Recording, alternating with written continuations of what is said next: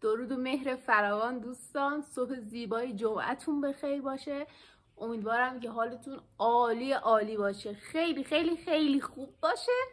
خب بچه ها، من امروز میخوام در مورد تجربیاتم از کارآموزی صحبت کنم، یعنی که کلا تو این 1 ماه و نیم چی کار کردیم و چه جوری گذشت. اول که بگم رشته من بهداشت عمومیه، یکی از زیرشاخه‌های پیراپزشکی و دوره کارشناسی بودم و کارآموزی هم که رفتم. کلا رشته ما ترم 7 و 8ش کارآموزی، یعنی سال آخر کارآموزیه و شما همه اون 120 واحد تئوری رو باید توی 6 تا ترم تو دانشگاه بگذرونی. حالا دیگه بقیه‌اش دیگه تو محیط کاره.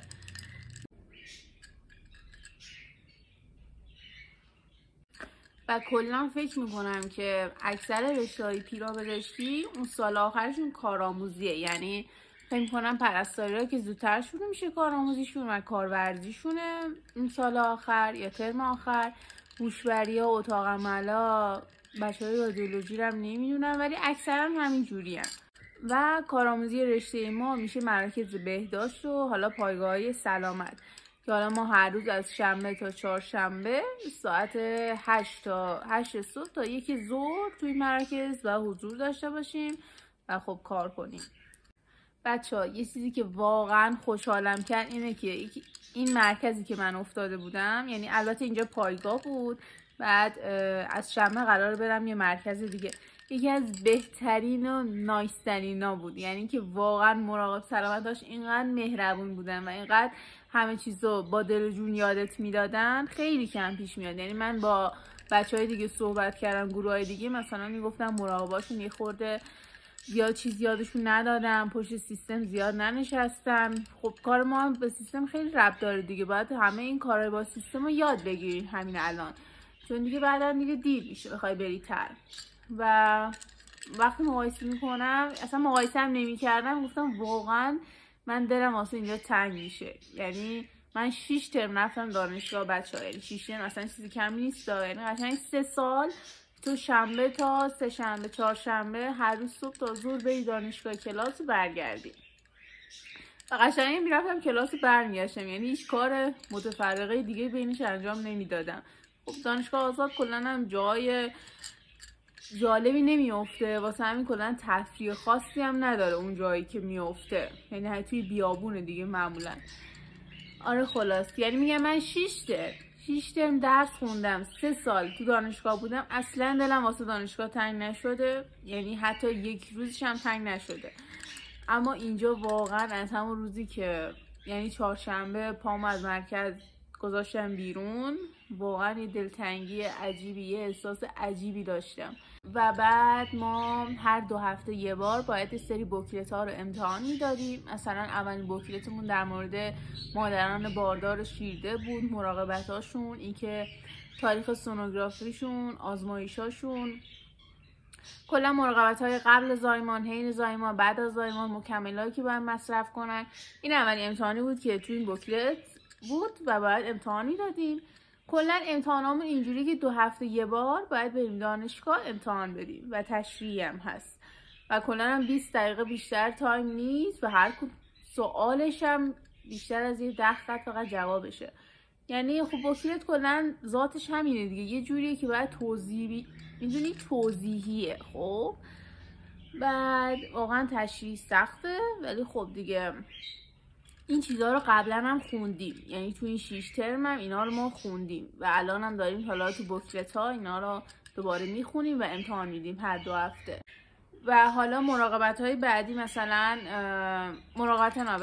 بوکلت های بعدی مثلا یکیشون در مورد مانا بود، در مورد کودکان، یعنی مراقبت های ادغام یافته ناخوشی های اطفال بود، اینکه مثلا همون موقعی که نوزاد به دنیا میاد علائم خطرش و چه اتفاقی واسش بیفته و اینا، ارجاع میخوره به پزشک و یا به اورژانس و اینا.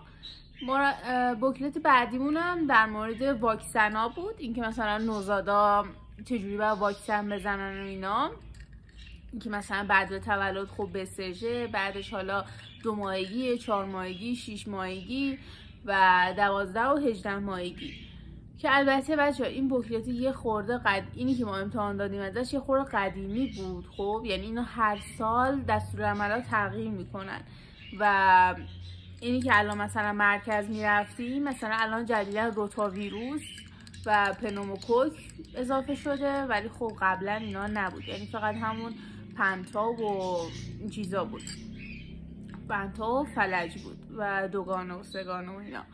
ولی خب الان روتا اضافه شده که روتا برای بیماری‌های گوارش و اینا خوبه و معمولا نوزادا دوستش دارن، یعنی وقتی میخورن احساس خوبی دارن. ولی فلج خورده، فلج خوراکی و تزریقی هم حالا داریم که فلج خوراکی خود دوست ندارن، با اینکه 2 قطره بیشتر هم نیست و خب اگه پس بدن مهمه، باید یه تا نیم ساعت تو مرکز بمونن که اگه پس دادن اونو دوباره بهشون داده بشه. ولی روتا مهم نیست که دوباره داده بشه و اینا و همین. و من خوشبختانه اینقدر با این مراقب سلامت ها اخ شدم، اینقدر باشون خوب بودم، یعنی کلا خیلی ارتباط خوبی باشون گرفتم. فکر کنی حتی با پذیرش ببینم خوشمزه چی، یعنی نمیدونم میدونید یا نه، ولی اسپانیا کلا به همه چیز یه چی اضافه میکنن، مثلا قاشق چی، خوشمزه چی، خوشگل چی، حتی به اسما مثلا میگی مثلا مارال چی، اینجوری. و خیلی ناز بود، مثلا اینکه خانم خوشگله بیا چایی بخور و فلان و اینا. و من نمیدونم مرکز بعدی هم که میریم اینقدر ناز هستن یا نه. آره خلاصه و این پایگاهی که بودیم کلا یه پزشک داشت که حالا اتاق پزشک جداست و 4 تا مراقب سلامت که توی اتاقن. یه اتاق هم واسه تغذیه و روان داشت که حالا تغذیه 1 روز در هفته هم بیشتر نبود، روانم 2 روز در هفته بود. و یه اتاق هم واسه ماما داشت که 2 تا ماما داشت و یه اتاق هم حالا واسه پاپ اسمیر و معاینه سینه و اینا بود. و من در همه اتاقا حضور داشتم دوستان. یعنی که این روحیه کنجکاو منو همه جا میبره. بچه‌ها یه چیز خاطره جالب واسهتون تعریف کنم. اون اوایل که رفته بودیم، بعد تو اتاق مامان، خب اتاق مامان اوایل بیشتر میرفتم، اون اواخر کمتر که میرفتم. بعدی خانم اومده بود، یه خورده حالش مشخص بود خوب نیست. خب بعد خیلی هم باردار بود، بعد خیلی هم پاهاش ورم کرده بود. حالا ورم بیش از حد تو بارداری خب دیگه غیر طبیعیه دیگه و جز علائم خطره. و سردردم همینطور، اینا رو هم داشت. بعد اون مامایی که اونجا بود یه ماما بود که خیلی سابقه کارش زیاد بود، واقعا هم دمش گرم، همه چیز صادقانه و خیلی خوب به ما یاد داد. هر سوالی ازش میپرسیدیم یاد میداد. و اون ماما هم آره اونم که طرحی بود، اون طرحش اونجا بود، جمعون بود و اینا، همین در 70 بود. بعد که فکر کنم 76 77 اینا بود. بعد خندم گرفته بود که مراجعه کننده اون بود. خب بعد اومده بود که فشارشو گرفته و اینا، الان خطرشو پرسید و اینا. بعد ما هم همونجا بودیم، اومد بهمون گفت که این فشار بالا داخل بارداری خیلی خطرناکه. ما یه مادر داشتیم، مادر باردار، تو روز مادر مرد. بعد ما اینجوری بودیم که من اینجوری بودم که چرا الان اینو جلوی این بیچاره میگی. بعد اصلا شوکه شدم وقتی اینو گفت. یه مادر باردار داشتیم که به خاطر فشار خون بالا تو روز مادر مرد. بعد من اینجوری بودم که بابا منم حتی ترسیدم اینو گفتی، بعد جلوی این بیچاره چرا میگی. بعد هیچی دیگه، بیچارم ضربان قلبش رفت بالاتر. بعد من اینجوری بودم که بابا نباید اینجوری گفت و فلان و اینا. بعد خود نمیشه که چیزی بگی، من میگه تو که کارآموزی حرف نزن. واسه همین کلا کارآموز زیاد نمیتونه این بده. با اینکه من خیلی نظر میدادم، یعنی من حتی تو اتاق تغذیه هم که میرفتم نظر زیاد میدادم. با اینکه اصلا تغذیه ما داشتیم ما بچه‌ها، یعنی ما 2 واحد تغذیه داشتیم، اصول اولیه مواد غذایی، 2 واحد هم تغذیه کاربردی داشتیم، 2 واحد هم بهداشت مواد غذایی داشتیم. از اینا من کلا خودم به تغذیه و ورزش علاقه دارم. خب یعنی که همیشه در موردشون مقاله میخونم و میرم سرچ میکنم و کلا دوست دارم این اطلاعات و دیتا در مورد این چیزا رو. واسه همین نسبت به آدمای معمولی اطلاعاتم یه خورده بیشتره و خلاصه یعنی الان فکر میکنم همشون میگن وا این بالاخره رفت راحت شدیم اینقدر همه جا میم، ولی خب نه، واقعا من خیلی نیروی خوبی بودم بچه‌ها. یعنی من خیلی پرشور، پر انگیزه، پر انرژی. حالا کارهایی که ما میکردیم اینجا چی بود کلا؟ یکی اینکه پشت سیستم نشستیم و تو سامانه سیب میرفتیم، البته با خود اکانت مراقبا، چون ما که فعلا اکانت نداریم، و مراقبت ها رو ثبت میکردیم. حالا مثلا اگه سالمند اومده باشه، میان سال، جوان، نوزاد اومده باشه، یه سری ارزیابی ها هستن، اونا رو باید ثبت کنیم. حالا مثلا ارزیابی روانی، ارزیابی جسمی برای نوزاد، مثلا رشد جسمی، قد و وزن و دور سرش، و اینا رو خودمون هم میتونستیم اندازه‌گیری کنیم و بعد بیایم ثبت کنیم. و خب طبق آماری که از گذشته وجود داره، کلا کار ما خیلی با آماره و روی این نمودار مثلا نشون داده میشه حالا وزن نوزاد پیشرفت داشته یا کند بوده و متوقف شده، یا قدش، دور سر خیلی مهمه تو نوزاد. فکر میکنم تا 1.5 سالگی و تا 18 ماهگی، یعنی فکر میکنم چون مغز داره رشد میکنه و این بسته میشه تا 2 سالگی دیگه و باید به اندازه کافی رشد کنه. حالا اگه بیش از حد رشد کنه، مثلا یه سری بیماری ها مثل ماکروسفالی، و اگه درست تلفظ کنم، یا اگه کوچیکتر از حد معمول باشه میکروسفالی، و این بیماری هایی که ارجاع میخورن. یعنی شما اگه درست نوزادتون مشکل داشته باشه، حتما ارجاع فوری به پزشک داره. یعنی بعد از چند هفته میای دوباره اندازه‌گیری میکنی و اگه اون موقع دوباره مشکل داشت، حتما ارجاع فوری داره، چون خیلی مسئله مهم و حیاتیه. خب برای نوزاد قد و وزن دور سرشه. حالا واکسناش هست که واکسن نوزاد رو به ما نمیدادن بزنیم، که نوزادا واقعا جیغ و داد و چقدر هم تکون میخورن و واکسن زدنشون واقعا سخته. خب اینا رو به ما نمیدادن چون حساس بودن دیگه. آره دیگه حساسن. و فقط تزریقی ها رو نمیدادن، ولی خوراکی ها رو ممکن بود بدن. مثلا خوراکی ها مثل فلج خوراکی و روتاویروس رو میدادن. و واکسن بزرگسالم که کوزاز گفتن که اصلا خیلی وقت نیست، الان فکر کنم اومده، ولی اون موقع که ما تازه رفتیم انگار گفتن کلا تو کشور نیست کوزاز و اینا، واسه همین کسی نمی اومد واسه کوزاز اگه هم داشت.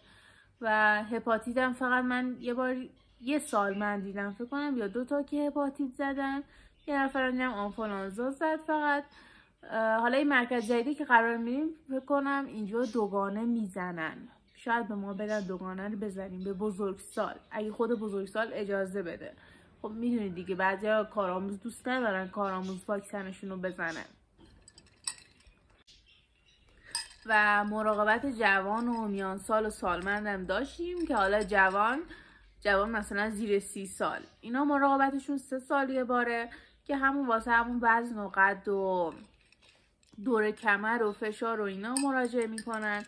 و میان سال و سالمند ولی مراقبتشون، یعنی میان سالم قبلا 3 سال یه بار بود فکر میکنم، ولی الان جدیدن شده سال 1 بار.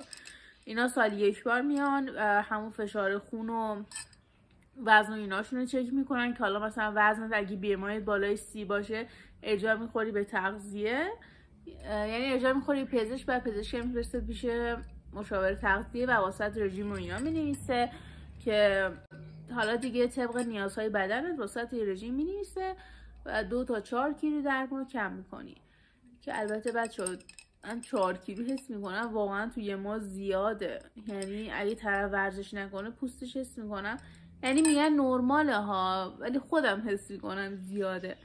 و یا حداقل یه جایی باید رژیم تثبیت رو بری، یعنی که اگه 2 ماه پشت سر هم این رژیم رو گرفتی، مثلا این خانمی بود تو 2 ماه فکر میکنم 8.5 کیلو کم کرده بود و حالا باید میرفت تو تصویر، تو فاز تصویر. و اندازه‌گیری قند خون و فشار خون هم داشتیم، یعنی قند خون ناشتا با این دستگاه. حالا خیلی‌ها تو خونه‌هاشون اصلا دارن، فشار خون هم باز خیلی‌ها تو خونه‌هاشون دستگاهشو دارن، اما خب حالا باید بیان اونجا چک کنن. و فشار خونای دستگاه‌های اندازه‌گیری فشار خون دیجیتالی به اندازه اون چیزا دقیق نیست بچه‌ها. اونایی که کاف داره و اینا و عقربه‌یا، اونا دقیق تره کلا. و کسایی هم که کلا مبتلا فشار خون بالا هستن یا دیابت، اینا کلا هر ماه باید بیاد چک کنن و دارو هم که باید مصرف کنن دیگه. حالا بعضیا اصلا قرص مصرف نمی‌کردن، یعنی نمیدونم با کی لج میکنی عزیزم، با خودت آخه چی بگم. و کسایی که به طب سنتی اعتقاد دارن، اینا هم اصلا خوششون نمیومد. حالا اینا باز خوبه، یه سریا حتی واکسن هم دوست نداشتن بزنن بچه‌هاشون، یعنی میگفتن که ما دوست نداریم بچه‌مون واکسن بزنیم. واقعا چرا بچه‌ها؟ همیشه باید به علم اعتماد کرد. واقعا علم هیچ وقت پشت شما رو خالی نمیکنه، به شما دروغ نمیگه، مطمئن باشید. دوستان عزیز، یه خاطره بامزه دیگه هم تعریف کنم. این که یه پیرمردی بود، ببینید هر هفته اونجا بود، یعنی از ساعت 7 صبح تا همون 12 که ظهر هر روز می اومد. واقعا من برای این سوال بود که تو کار زندگی نداری؟ حالا جدا از اینا، بعدم گیر داده بود به ما که من رشته شما رو خوندم، من رتبه کنکورم 1000 شده بود، میتونستم برم پزشکی ولی نرفتم و فلان. حالا اصلا رشته ما رشته تازه و نوعیه، یعنی که قبلا شاید همین کاردانیا و بهورزا بودن، ولی الان کارشناسای بهداشت عمومیه. حالا بهداشت عمومی، بهداشت محیط، حرفه‌ای، اینا فکر میکنم جدیدن، یعنی رشته خودمون که میدونم جدیده. بعد حالا اینم گیر داد من رشته شما رو خونم و من اینجوری بودم که با پدر جان ما اصلا این رشته تازه است. گفت که نه تازه نیست، من همین رشته رو خوندم. بعد اینجوری بودم که باشه حالا ول کن دیگه. بعد اگه شروع میکرد به صحبت کردن دیگه ول نمیکرد، یعنی شروعش با خودش بود، پایانش با خدا، در این حد. خب بچه‌ها، من حافظه گوشیم تموم شد، یعنی پر شد و مجبور شدم با یه گوشی دیگه اینا رو ریکورد کنم. خلاصه داشتم میگفتم و یکی از خاطرهای دیگه این که یه باری خانم باردار اومده بود و دیابت داشت و اینا جزء موقعیت‌های خطرناکن، اینا که دیابت و اینا دارن، چون ممکنه بچه‌شون هم بعداً دیابت بگیره. و شبا میوه میخورد، باورتون میشه؟ یعنی تو فکر کن حتی رژیم هم باشی شب نباید تو میوه بخوری. بعد میگفت که بعد گفتیم که چرا میخوری و فلان، من گفت من فکر کردم میوه خوبه و آخه قند نداره و اینا. بعد من گفتم این خود قنده، یعنی نمیدونم چرا ایرانی‌ها فکر میکنن میوه قند نداره و یه چیز فوق‌العاده سالم و خوبه. عزیزان هر چیزی به اندازش خوبه، نباید که از هر چیزی زیاد خورد. و شما شب تو باردار چجوری مثلا شب به عنوان شام میوه بخوره؟ حتی تو رژیم هم باشی نباید این کارو بکنی، چه برسه وقتی بارداری و دیابت هم داری. خلاصه که واقعا یه سری موردا خیلی عجیب بودن و من فهمیدم چقدر آگاهی رسانی تو کشور ما کمه. یعنی یه سری مسائل ساده هستن که حتی مردم از همینا هم اطلاعی ندارن. اینقدر آگاهی رسانی تو کشور ما و آموزش کمه و جدی گرفته نشده. و آره خلاصه و اینم بگم، من اول هفته که شد میخواستم به عنوان یه یادگاری یا چیزی یه ولاگ بگیرم از این آخرین هفته که توی این مرکزم و برای شما بذارم، اما خب متاسفانه سرما خوردم و صدام افتضاح بود، اصلا حالم خوب نبود و یه سری ویدیوها این پشه همیشه تو ویدیوهای من هست، یه سری ویدیوها گرفتم ولی خب حالا بعضیاشون رو شاید بذارم، ولی خب در کل دوست نداشتم، اونجوری که میخواستم نشد، ولی مشکلی نیست. برای همین اومدم اینجا واسهتون صحبت کردم و از تجربیاتم گفتم.